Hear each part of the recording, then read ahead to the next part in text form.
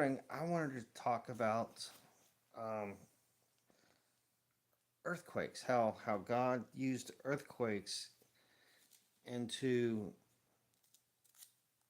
very important times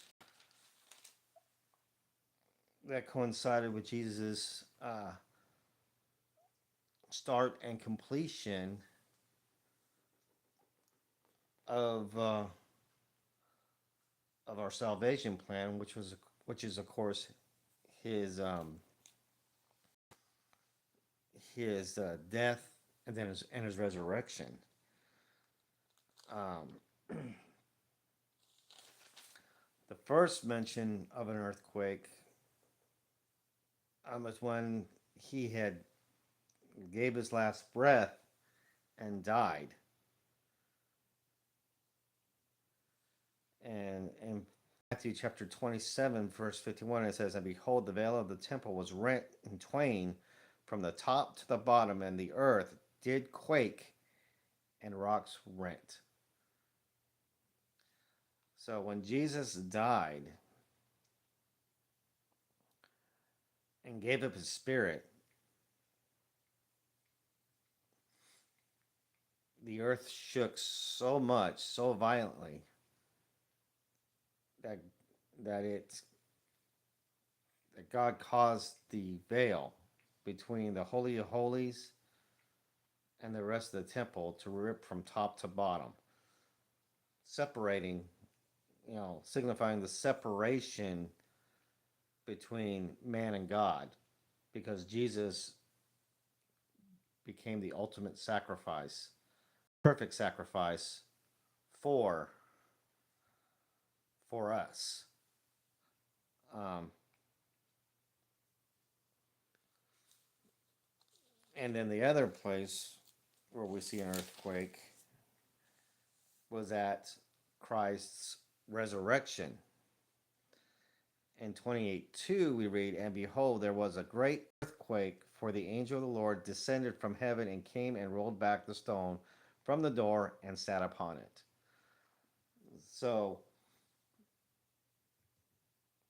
Jesus rose from the dead, sat up off that tomb, and God sent an angel down and caused an earthquake to roll that stone away. In fact, the angel was sitting on top of the stone um, after it rolled away. And that allowed Jesus to walk through the breadth of that tomb, which signifies his victory over death through sin. Um, this, you know, and you bear in mind, this is within 3 days, 2 days of each other, or 3 days of each other happening. But the power of God is so great; He can shake the earth at His will. Um, I just found it as an interesting connection that at at the beginning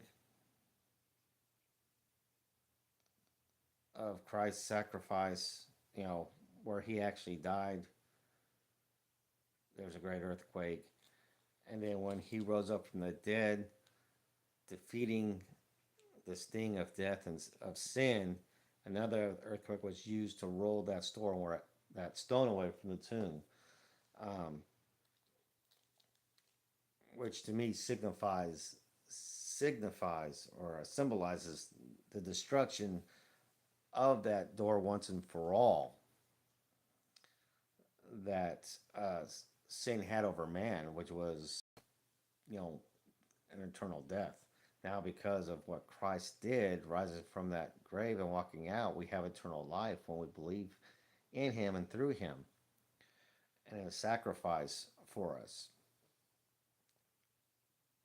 So, I don't know. This is probably one of the shorter ones I'm going to do. I just something that I wanted to share because um, I guess I just, it just clicked on me how God could use what we consider natural disasters to um, to highlight some very the most some of the most important plans of His salvation plan for us. Um,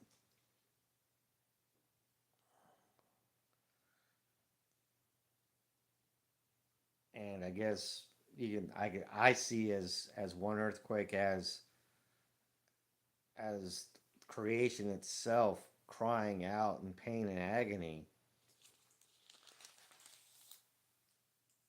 and the other earthquake as in great joy and happiness for Christ.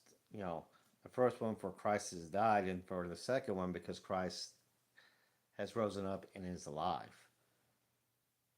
So, and you know, and if I, I pray that I'm not way off base in my thinking, but I mean,